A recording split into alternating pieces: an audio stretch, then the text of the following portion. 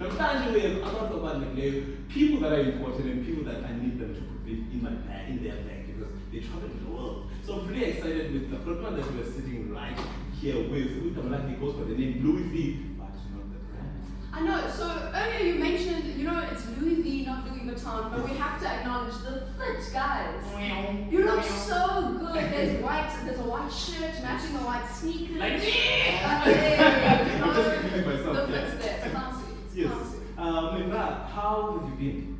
I'm good, thanks to yourself. Now I'm good too, man. I'm pretty excited to have this talk because, as I said, that you are one of the people that I want you to put me in my bag because you'll be representing the artscape and doing a world tour. Tell us about that. So last year in May, I think it was XL Live's final show, and I was invited to actually perform. And without knowing that, during my performance, one of the Artscape HR pupils was watching, and they contacted me to perform at the Artscape's 50th anniversary. Wow.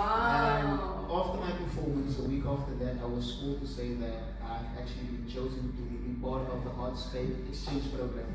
Is that not a lesson to be learned? You never know who's watching. Exactly. I hope you're watching me. Who's watching me? Who's watching me?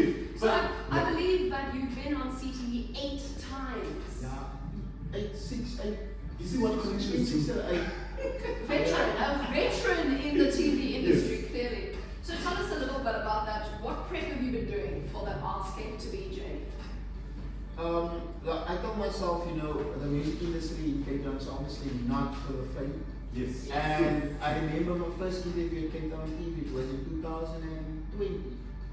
And when I released my hit song Superstar, and after that I kept on knocking on the door, and that's why I've been here so many times until that opportunity actually came. Yes. And I've still been busy making music and giving back to upcoming locals and also to the kids where I work at.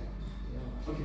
So one of my favorite, sorry to interrupt, one of my favorite quotes is that, chance favors the prepared mind, which means that you can't just wait for an opportunity. Yes. You work at it until an opportunity arrives, and I feel like you're the definition of that. Yeah, you need to work. Like you pray, you believe, you have faith, but you need to put in the work and be consistent. Yeah, that's what I've learned. So, firstly, before you reached with the music, you wanted to be a rugby player. Yeah. And you were like, hey, from rugby player, I think it's the hairstyle I can see. So from rugby player, and you see that didn't really work out. So you decided to do music. Why music out of everything that you could? Because ever since I was young, I always wanted to become this artist. I always told my parents, I want to be this artist and things. And African parents or like old school parents, they always believe you need to get the paper. It was always a thing. So I then put that aside, and then I was studying and things like that, playing rugby. But then after my injury, I obviously didn't play rugby anymore because 2018 my dad paid for my studies, and then that same year he passed away. And I didn't have any support to pay, and I was like, you know what, let me just do the music. And the rugby had a link to me turning to music because my first hit song is basically a rugby song where I used rugby superstars and looking at the background and stuff like that, just to inspire the young. Sounds like something really beautiful to commemorate your dad as well. Yes. I imagine that was very tough having to deal with that. Actually, it's very tough because making moves through music while he's not there to see.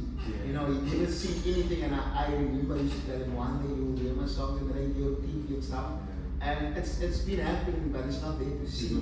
So sometimes it hits hard, but it motivates me to just keep going because I'm doing it for him. But I bet he's probably like, So I want to ask, from the first time you were here till now, what has been different? What has been like the change during that? Because I believe it's not the first time you said that here at the station. So what has been different? What have you done during the whole time?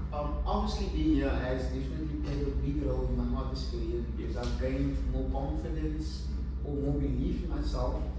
And to a point where I was actually also invited to be a like a pre-presented a show as well, where I judge and things like that. So it gave me that boost, you know, and sometimes I lay down and look at all this and I'm like, this is just God, and I'm sure there is so much more to come. And there's so much people that's also looking, so I cannot give up. I can't stop, because if I stop, I won't stop for myself, but I'll give up for each and everyone in the community, you know, people out there. So I just tell myself I got to be pushing and pushing, because I know someday, somehow, when the time is right, it will happen. It's already the time right now because you can't do it. Yes. I wish that we could continue this interview even longer, but I think that you've inspired not just yourself, not just in memory of your dad, but I think you've also inspired all the youth out there as well, and on Youth Day. Yes. Yeah, it's very inspiring to see such people doing amazing things. I hope when you take him, give me a contact and take me along with, because I really want to go to Sweden. We wouldn't complain. But ladies and gents, the show carries on. Let's get on to your music. Yeah!